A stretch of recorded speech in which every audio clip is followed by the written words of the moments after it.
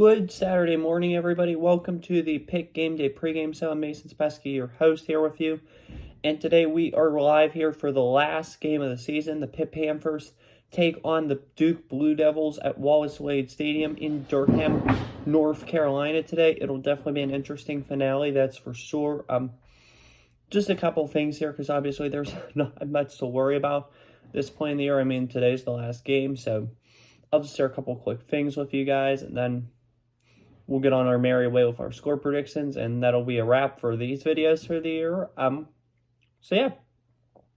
First things first, I know you guys probably, including myself, won't be watching much of the Pitt-Duke game today because it's a noon kickoff. It's our first and only noon kickoff of the year, surprisingly, considering our record. But today at noon is Ohio State-Michigan, so a lot of us will probably be watching that, so including myself. But I will watch glimpses of the Pitt game, I'm sure, and I'll probably watch highlights after, so yeah, the post-game show will be later, but it won't be long. Anyway, though, today, a couple quick things I'll be looking for is how Nate Yarnell does. Obviously, we remember how Jurkovic did against Wofford in his first start. Really good. Struggled ever since, lost ever since. We remember how Valou did and Kristen Vaer did in his first start against Louisville. Great job. Looked like the future. Lost every game after that. And we remember how Nate Yarnell did. First game against Boston College. A quarterback making his first start of the year. Those are the only games we've won. And the primary reason, I believe, is because the opposing team doesn't have tape on the player. And that's important. Duke's going to have tape on Nate Yarnell. Now, don't get me wrong, Wake Forest did, and they probably should have lost to Pitt in Kristen Vaer's second start. However, the fact that Duke's going to have an advantage that Boston College did not have, and that's having tape. So they're going to get a game of tape of Nate Yarnell on tape. Boston College didn't have that. So that's key to think about in this game. But Duke, however, is struggling. And part of this, I think, is the head coaching thing. Duke head coach Mike Elko is reportedly in the running for several jobs, including Michigan State and Texas A&M. Personally, I don't know how he'd do as a head coach at those big schools. He's done good at Duke, but a lot of it's centered around his quarterback. Duke is struggling right now. They are, though, bowl eligible because of early season success. A win today for Duke would only better their bowl game. It would change a 6-6 to a 7-5. If they lose, they'll be 6-6. They're still going bowling. Pitt could possibly play spoiler. And I know it's nowhere near this level. But remember the last time Pitt was like 4-8 or really bad.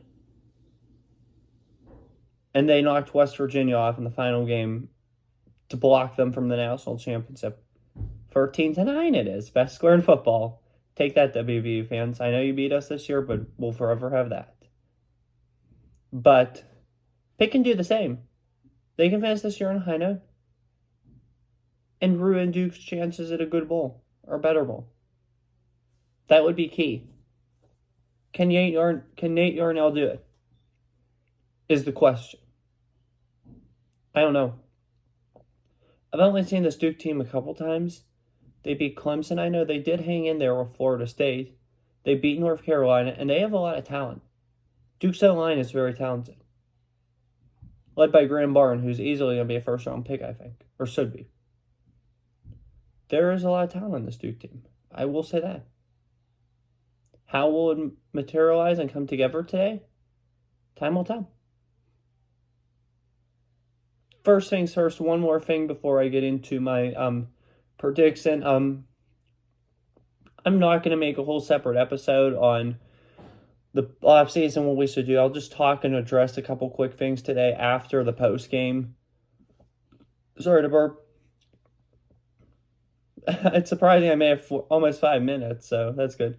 But anyway, though, I'll just address a couple quick things in the post game. So that's what I'll do, and I'll do a recap for sort of the season, of the game, of everything. So that might increase it a little bit. So yeah. Anyway, though, just one last thing before my prediction. Thank you guys very much for tuning into these pregame shows. Means a lot. Definitely not the season we hoped for as Pitt football fans, but next year we'll be here before we know it, and hopefully bigger and better things are to come next year. I'm eager to see what this next month holds. December, big month for recruiting, big month for the portal. So it'll definitely be an exciting time for Pitt football. So it may be the off season, but it's still exciting to think about. And after today, we'll see you guys August 31st. So yeah. Anyway, though, we'll talk about that more in the post game. One last thing, obviously, my score prediction for today, it's going to be close. It's going to come down to the wire. But I just think the Duke Blue Devils are going to be a little too much for this Pitt team. I'm taking Duke in this one. Give me Duke, 24, Pitt, 21. Thanks for tuning in this season. Have a great off season.